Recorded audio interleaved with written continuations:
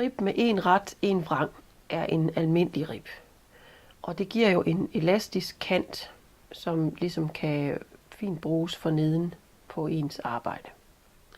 Den består jo af, at man strikker en ret maske og en vrang maske.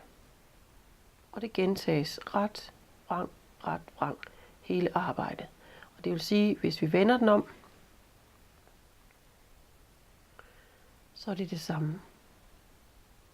Så er den ens på den her side også.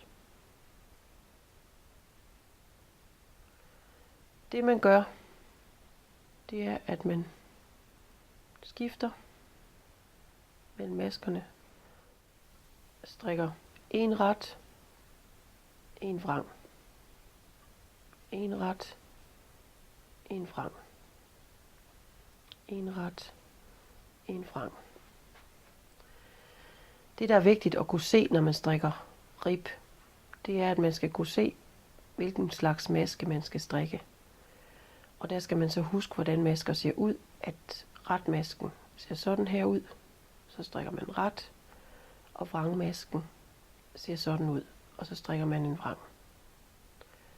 Så man strikker, ligesom maskerne ser ud.